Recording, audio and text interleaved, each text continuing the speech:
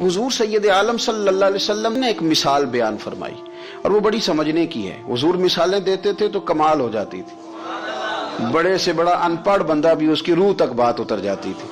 करीम महबूब अलैहिस्सलाम फरमाने लगे कि अगर ईलवा दरख्त के कुछ टुकड़े शहद में डाल दिए जाए ना तो शहद से ज्यादा मीठी चीज कोई नहीं होती। तो हुजूर फरमाते हैं कि वो ईलवा का दरख्त जो है वो शहद को भी बिगाड़ देता है, उसमें करवाहट पैदा कर देता है। हालांकि वो बड़ा मीठा था, अपनी जगह उसकी मिठास में कोई किसी किस्म की कमी नहीं थी, लेकिन वो ईलवा के दरख्त ने उसे बिगाड़ दिया। अल्लाह के महबूब फरमाते हैं जिस तरह ईलवा का दरख्त शहद को तबाह कर देता है ना, इस तरह हसद आदमी के ईमान को तबाह कर देता है। ईमान बड़ी मीठी चीज है, बड़ी हसीन चीज है, लेकिन जब हसद आ गया ना, हसद है क्या? हसद बंदों से नहीं होता, ये समझ लें। हसद का मतलब, असद की लुग़वी तारीफ ये है कि ये समझ लेना कि या अल्लाह उसे नहीं देना चाहिए था, मुझे देना चाहिए, ये तारीफ है। तो हसद होता किससे? हसद दरअसल बंदे पे नहीं किया जाता। हसद का माना यह है कि आप अल्लाह की तकसीम पर एतराज कर रहे हैं। आपका कहना यह है कि या अल्लाह ये तकसीम ठीक नहीं हुई, माज़अल्लाह ये उधर चला गया, ये तो इधर आने वाली चीज थी। तो ये आपने डायरेक्ट जो मुकाबला शुरू किया, माज़अल्लाह ये तो आपने अल्लाह की तकसीम के साथ शुरू कर दी। तो फिर दिल में बिगाड़ आता है, फिर इंसान टूट फूट का शिकार होता है, फिर वो कमजोर पड़ जाता है, फिर वो ऐसी बातें करता है जो उसके मनसब के मुताबिक नहीं होती, कच्ची बात करता है, कमजोर बात। अल्लाह बेहतर जानते हैं कौन सी चीज उसने कहां रखनी है। रब की हिकमत पर और उसकी दी हुई तौफीक पर राजी रहना ईमान का तकाजा है। लेकिन हमें तो चाहिए तकसीम अपनी मर्जी की, उधर क्यों चला गया, इधर आना चाहिए था। भाई आपको ये किसने हक दिया है? मालिक ने जो चाहा, जब चाहा, जहां चाहा अपने फजल से अता फरमाया। हसद, और फिर उसके अगर कोई हसद नहीं करता तो लालच शुरू कर देता है। वो कहता है कि ये जो इसका माल है इसमें मेरा भी हक था, ये तो मुझे मिलना चाहिए था। आप यकीन करें कि बंदे बंदों से कम प्यार करते हैं, जेबों से ज्यादा प्यार करते हैं। उस बंदे को तो कोई नुकसान नहीं जिसके साथ आपने ताल्लुक रखा हुआ है जेब का, लेकिन आप बड़े कमजोर हो गए। आप जब लालच कर लिया, नफसानियत में आ गए तो आप कमजोर पड़ गए। आपने मतलब क्या, आपका क्या ख्याल था कि रब की बारगाह से कोई कम मिलने वाला था जो बंदों पे इतनी तवज्जो कर ली? हजरत बहलोल दाना रहमतुल्लाह अलैह ने क्या खूबसूरत अंदाज है। रब करीम के बंदों की बातें अल्लाह के लश्करों में से लश्कर। क्या सोच थी, क्या नजरिया था, क्यों ये लोग इतने मजबूत थे? फिक्री तौर पर मजबूत थे, फिक्री तौर पर। हारून रशीद हज करके वापस आ रहा है, हजरत बहलोल दाना रास्ते में बैठे हैं, मुलाकात हो गई। कहने लगा हुजूर कोई हुक्म हो तो बताइएगा। फरमाने लगे कोई नहीं, तू जा अपना काम कर। बादशाह है, या किसी को कार्ड मिल जाए तो वो लोगों को दिखाता फिरता है, वजीर साहब ने खुद दिया है। बादशाह वक्त खुद कर, हजरत कोई हुक्म हो तो? फरमाया नहीं, अल्लाह खैर करेगा। तो कहने लगा हुजूर मैंने सुना आप मकरूज हैं, तो बता ही देते। तो आप मुस्कुरा के फरमाने लगे तेरा क्या ख्याल है भला? कहने लगे हुजूर किस बाबत? फरमाने लगे तेरा क्या ख्याल है कि अल्लाह हारून रशीद को देगा और बहलोल दाना को भूल जाएगा? तेरा क्या ख्याल है? रब करीम हारून रशीद को तो देता जाएगा और बहलोल दाना को भूल जाएगा? बादशाह कहता है कि मैं चकरा गया कि भला इस सवाल का क्या जवाब है। तो मैंने कहा हुजूर रब तो भूलने से पाक है, वो तो किसी को नहीं भूलता, उसे ना ऊंघ आती है ना नींद आती है। तो फरमाने लगे जा फिर अपना काम कर, जब मुनासिब समझेगा तो बहलोल को भी कर्जे से निजात अता कर ही देगा। तू जा अपनी ड्यूटी कर, वो जब चाहेगा ना तो मेरे कर्जे दूर। तू क्या समझता है कि तुझे याद रखेगा, मुझे भूल जाएगा? ये कैसे हो सकता है? और यार इधर देख, मेरी बात सुन। ओ भाई, वो तेरा मेरा रब है, ये हो सकता है कि अमीरों को दे दे और तेरे जैसे मेरे जैसे गरीबों को वो भूल जाए? ये हो सकता है?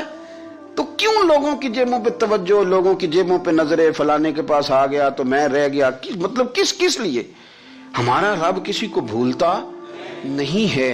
किसी शख्स को वो मेरा मालिक अपने फजल से नजरअंदाज नहीं करता, वो सबको नवाजता है। लेकिन उसकी हिकमत के तकाजों का इंतजार करना मुसलमान की शान है। कभी किसी हसद में कभी करना हो तो रश्क करें, मजा आएगा। اور یہ رشک کرنے کا نا، رشک کا معنی کیا ہے؟ حسد کا معنی یا اللہ اسے نہیں دینا چاہیے تھا، مجھے دینا چاہیے تھا، اور رشک کا معنی یا اللہ تو نے دیا ہے، کیا بات ہے، اسے دیا تو کیا بات، اگر تو نے دیا تو مالک جچا بھی ہے، اگر تو نے دیا ہے تو نظر بھی آیا ہے، اگر تو نے دیا ہے تو پھر کیا بات ہے، کمال ہو گئی، وہ نظر آ رہا ہے، اور یا اللہ اسے دیا ہے تو میں بھی تیرا بندہ ہوں، اسے بھی اور دے اور مجھے بھی عطا فرما۔ یہ رشک ہے۔ رشک کا نا حضور نے حکم دیا ہے، نبی پاک نے رشک کا۔ ہمارا یہ مسئلہ ہے کہ ہم نا جو کرنے والا کام ہے وہ نہیں کرتے، رشک کریں۔ بخاری مسلم میں حدیث ہے، نبی پاک صلی اللہ علیہ وسلم نے فرمایا دو بندوں پر رشک کرو۔ کہو کیا بات، رشک کرو دو بندوں۔ یا رسول اللہ کون کون سے؟ فرمایا ایک وہ مالدار جسے اللہ دولت دے اور وہ صبح بھی رب کے رستے میں خیرات کرے اور شام بھی رب کے رستے میں خیرات کرے، یہ قابل رشک ہے۔ کہو تیری کیا بات ہے بھائی، کیا تجھے اللہ نے نوازا ہے، اور اس پر رشک کرو کو یا اللہ اسے اور دے تاکہ یہ تیرے بندوں پہ اور اثار کرے اور تیرے بندوں پہ سخاوت کرے، اور اللہ اس کے فعل تصدق ہمیں بھی عطا فرما۔ اور حضور فرماتے ہیں ایک مالدار پر جو صبح و شام سخاوت کرے، اور ایک اس عالم پر جسے اللہ قرآن کا علم دے، وہ صبح بھی لوگوں کو قرآن مجید کے ترجمے تفسیریں قرآن کے درس سکھائے اور شام بھی لوگوں کو قرآن مجید کے درس عطا فرمائے۔ اس پر رشک کرو، کہو کیا بات ہے یار تیری، تجھے اللہ نے کتنا نوازا۔ قابل رشک لوگوں پر رشک کرو، ان کی تعریف کرو، ان کے لیے اچھے کلمات ادا کرو۔ معاشرے میں حسد پرموٹ ہوا ہے، اگر کبھی رشک پرموٹ ہوتا نا تو عزتیں بڑھ جاتی، محبتیں بڑھ جاتی، خلوص میں اضافہ ہوتا، لوگ ایک دوسرے کے قریب آتے۔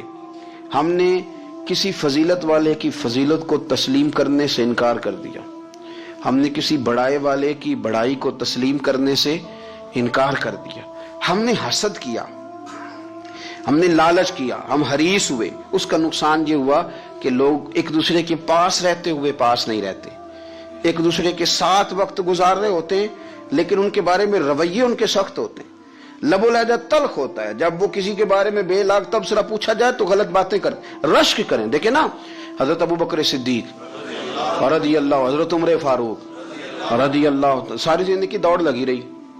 حضرت عمر کہتے میں نے ساری زندگی دوڑ لگائی ہے کہ ابو بکر سے آگے گزر گئے، لیکن یہ دوڑ حسد والی نہیں، یہ رشک والی۔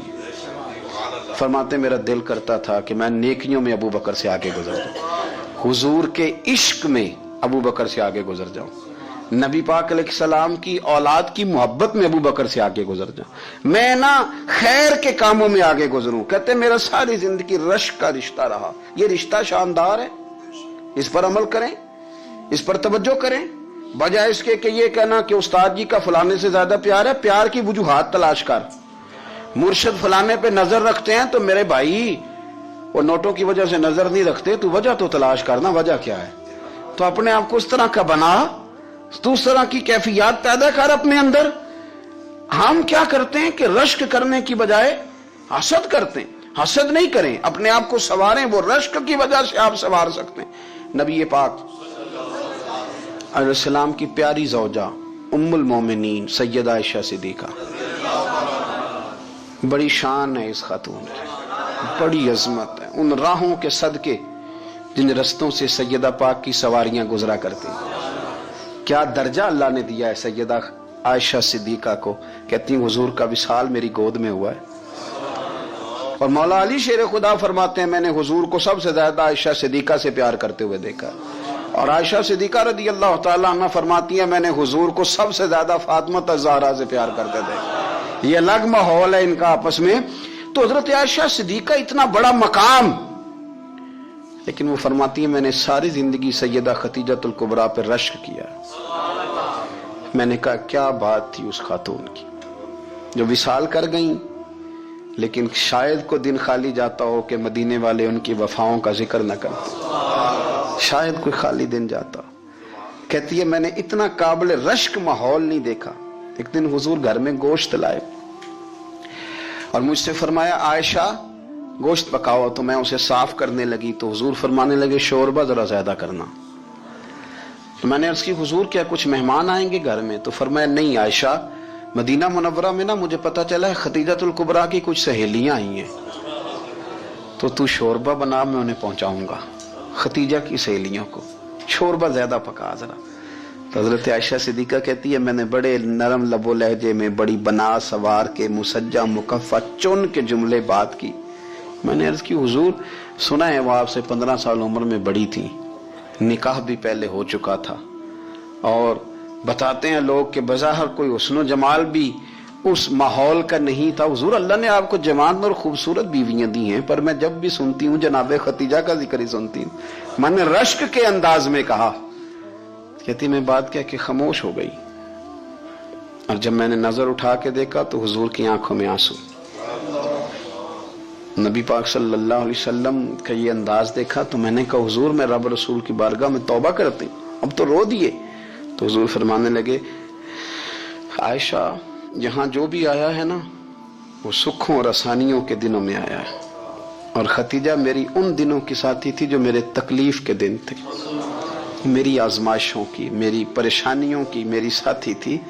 جب لوگ مجھے تکلیف دیتے تھے میں گھر جاتا تھا تو مجھے کہتی تھی حضور آپ تو صلہ رحمی کرتے ہیں، غریبوں کا بوجھ اٹھاتے ہیں، آپ تو لوگوں کے ساتھ محبت سے پیش آتے ہیں، حضور آپ پریشان نہ ہو، آپ کا رب آپ کو ہمیشہ عزتیں ہی عطا فرمائے گا۔ فرمایا وہ میری تکلیفوں کی اسے کیسے، میرے بھائی رشک کیا لوگوں نے ایک دوسرے پر، حسد نہیں کیا۔ ہم تو نا جی اپنی مرضی کے فیصلے کرتے کرتے پیچھے رہ گئے، ہم نے لوگوں کو پیچھے کرنے کا سوچا تھا لیکن ہم سب سے پیچھے رہ گئے۔ ہم نے سیاست اور سازش کی تھی کہ کچھ لوگوں کے دلوں پہ پیر رکھ کے میں اپنا قد اونچا کروں گا، کچھ کے سینوں پہ پیر رکھ کے، لیکن ایسا نہیں ہوتا، یہ ہوتا نہیں۔ آپ کسی کی جگہ نہیں لے سکتے، اس لیے کہ رب نے سب کی جگہ اپنی اپنی بنائی ہوئی، سب کی جگہ۔ ہاں ایسا ضرور ہوتا ہے کہ کئی دفعہ نا ہم اپنے مقام کو گرا لیتے ہیں۔ وہ کسی نے کہا تھا کہ ایسا نہیں کہ تیری جگہ کوئی اور آ گیا، لیکن تیرا مقام بھی اب تیرا نہیں رہا۔ ہوتا یہ ہے کہ ہم نہ گرا لیتے ہیں اپنے آپ کو۔ اگر ہم رشک کا ماحول پیدا کریں، رشک کا، اور ہم کہیں کہ کیا بات ہے میں بھی سفر کروں گا، اس جانب جاؤں گا، بجائے یہ کہنا کہ فلاں آدمی بڑا آگے نکل گیا ہے، یہ کر کے نکل گیا ہے، وہ کر کے نکل گیا ہے، یہ کہنا کہ یار میں بھی رب کریم کی اس مدد کو تلاش کرتا ہوں جس کی برکت سے اللہ نے اس پر فضل فرمایا ہے۔ امام غزالی فرماتے ہیں 3 لوگوں میں حسد زیادہ ہوتا ہے، بغض زیادہ پیدا کر لیتے ہیں۔ اب چونکہ مضمون ہے تو ساری بات کھل کے ہی کرنی پڑے گی نا۔ فرماتے ہیں 3 لوگوں میں حسد، بڑے عہدے والوں میں حسد زیادہ ہوتا ہے۔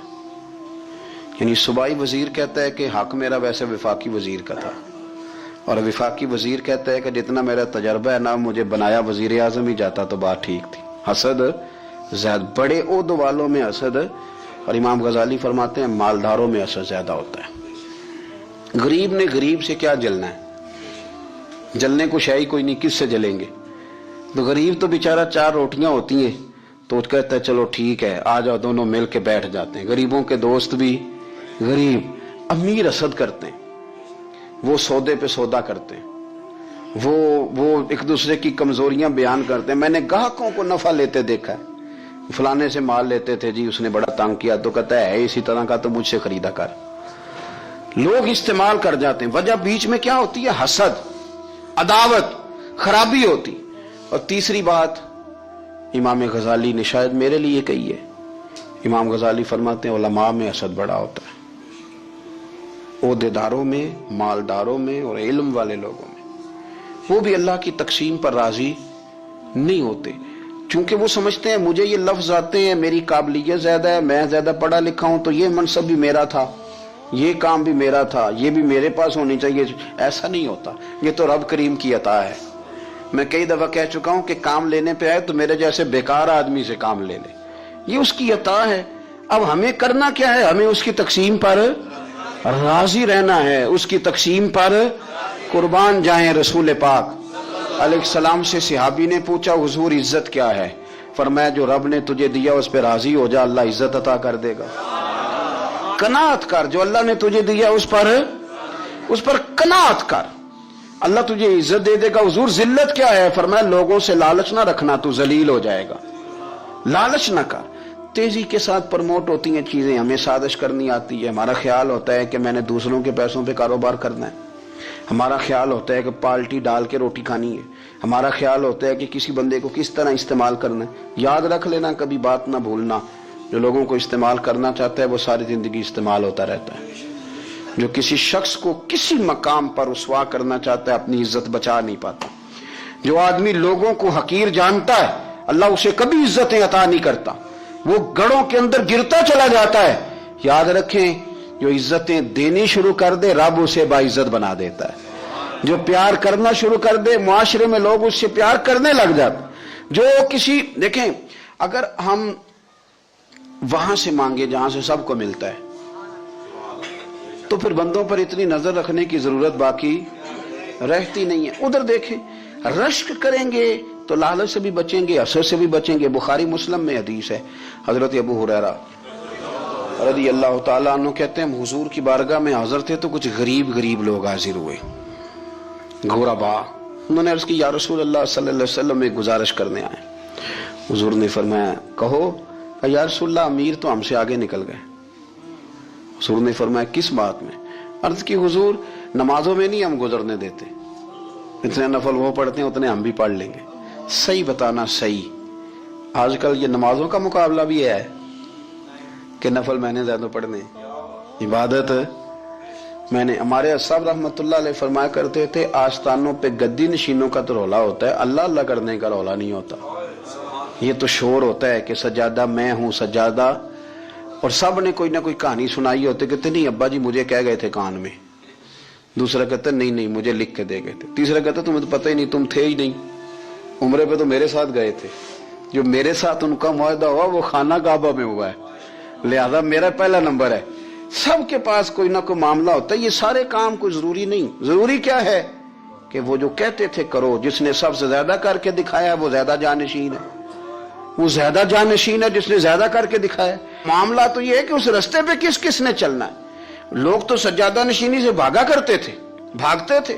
حضرت ابو بکر صدیق رضی اللہ تعالیٰ عنہ کا وصال ظاہری ہوا تو حضرت عمر خلیفہ بنے. تیسرا دن تک خلیفہ بنے ہوئے. 2-3 چھوٹی بچیاں آ گئیں. چاچا جان آپ خلیفہ بنے؟ فرمایا ہاں. چلو پھر عصر کے بعد ابو بکر ہمارے گھر جاتے تھے. فرمایا پتر تمہارے گھر کیا ہے؟ کہنے لگی ہم یتیم ہیں، ہمارا بھائی کوئی نہیں. ابو بکر روز عصر کے بعد آتے تھے، ہماری بکریوں کا دودھ دھو کے ہمیں دے جاتے تھے. کچھ بیچ کے گزارا کر لیتی تھی، کچھ پی لیتی تھی. چچا 3 دن ہو گئے، میری اماں بھی روتی ہے، بہنیں بھی روتی ہیں، آپ چلیں گے؟ تو جناب سیدنا عمر فاروق کہتے ہیں میں نے دستار سر پہ رکھی اور پٹکا میں نے اپنے کندھے پہ رکھا. بیٹیاں آگے میں پیچھے روتے جا رہے. ایک صحابی نے پوچھا عمر کیوں رو رہے ہو؟ کہنے لگے یار یہ ابو بکر کتنا مشکل رستہ دے کے گیا، کتنا مشکل رستہ ہے اس کے طریقے پہ چلنا. یہ لوگ تو سجادہ نشینی اتنا کٹھن کام تھا، لوگ بھاگا کرتے تھے. شوق آ گیا. اب رسول کریم علیہ السلام کے حضور ناز حاضر ہو کے عرض کی حضور امیر آگے گزر گئے، نمازوں میں نہیں ہم گزرنے دیتے، ہم ان سے زیادہ پڑھیں گے. نفلوں میں نہیں گزرنے دیتے، زیادہ پڑھیں گے. یا رسول اللہ صلی اللہ تعالی علیہ وسلم ہم انہیں نہ تلاوت قرآن پاک میں نہیں آگے گزرنے دیں گے، وہ ہم زیادہ پڑھیں گے. لیکن حضور وہ مالدار ہیں، غلام آزاد کرتے ہیں، صدقات کرتے ہیں، خیرات، اس کا ہم کیا کریں؟ حضرت سیدنا ابو ہریرہ فرماتے ہیں کہ جواب تو حضور نے بعد میں دینا تھا، اور جب ان کا سوال ختم ہوا تو میں نے حضور کا چہرہ نور دیکھا تو رسول پاک کا چہرہ خوشی سے کھلتا ہوا مجھے نظر آیا. گویا یہ جو رشک ہے نا کہ نیکی میں آگے گزرنا، یہ حضور کو اتنا پسند آیا کہ ان کے سوال سے حضور بڑے راضی ہوئے. کریم فرمانے لگے، حضور فرمانے لگے میں تمہیں ایک وظیفہ بتاتا ہوں، تم وہ پڑھو، امیر جتنی بھی نیکیاں کریں گے نا اللہ تمہیں ان کے برابر ثواب دے دے گا. لے لو نسخہ، یہ کرو کام. یا رسول اللہ بتائیں؟ فرمایا رات کو نا 33 بار سبحان اللہ پڑھا کرو، 33 بار الحمدللہ پڑھا کرو، 34 بار اللہ اکبر پڑھا کرو. اب جتنی بھی نیکیاں امیر کریں گے نا تمہارے وظیفے کی برکت سے اللہ تمہیں ان کے برابر ثواب عطا کر دے.